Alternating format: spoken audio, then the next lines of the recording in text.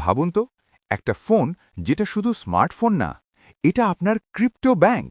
হ্যাঁ, আজ আমরা দেখব এমন একটা ফোন যেটাকে বলা হয় ওয়ার্ল্ডস ফার্স্ট ব্লকচেইন স্মার্টফোন, ফিনি ইউ1।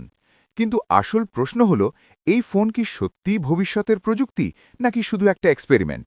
চলুন শুরু করি। প্রথমে যদি ফোনটির ডিজাইন দেখেন, তাহলে বুঝবেন এটা সাধারণ ফোন না। ফোনটির সবচেয়ে ইউনিক জিনিস হল এর স্লাইডিং ক্রিপ্টো ওয়ালেট সিস্টেম। ওপরের অংশটা স্লাইড করলেই একটি সিকিউর স্ক্রিন চালু হয়। এই স্ক্রিনটা ব্যবহার করা হয় শুধু ক্রিপ্টো ট্রানজ্যাকশন করার জন্য, মানে আপনার ক্রিপ্টো ওয়ালেট অ্যান্ড্রয়েড সিস্টেম থেকে আলাদা থাকে। এটা আসলে অনেকটা হার্ডওয়্যার ওয়ালেটের মতো কাজ করে। এখন আসি এই ফোনের সবচেয়ে গুরুত্বপূর্ণ ফিচারে। এই ফোনে রয়েছে built in cold storage wallet. Cold storage মানে কি? এর মানে হল আপনার ক্রিপ্টোকারেন্সি ইন্টারনেট থেকে আলাদা নিরাপদ জায়গায় সংরক্ষিত থাকে, যার ফলে হ্যাক হওয়ার সম্ভাবনা অনেক কমে যায়। আপনি এখানে সহজেই ম্যানেজ করতে পারবেন বিটকয়েন, ইথারিয়াম এবং অন্যান্য ক্রিপ্টো অ্যাসেটস। ক্রিপ্টো ব্যবহারকারীদের জন্য এটা সত্যিই একটা ইন্টারেস্টিং আইডিয়া। এখন দেখা যাক ফোনটির পারফরম্যান্স। এই ফোনে আছে স্ন্যাপড্র্যাগন ৮৪৫ প্রসেসর, ৬ জিবি র্যাম আর ১২৮ জিবি স্টোরেজ। ফোনটি যখন লঞ্চ হয়েছিল তখন এগুলো ছিল ফ্ল্যাগশিপ স্পেসিফিকেশন, কিন্তু এখনকার ফোনের সাথে তুলনা করলে এটা মিড রেঞ্জ পারফরম্যান্স বলা যায়। তবে সাধারণ ব্যবহার, যেমন সোশ্যাল মিডিয়া, ভিডিও দেখা, সাধারণ গেম, এসবের জন্য পারফরম্যান্স ঠিকঠাক।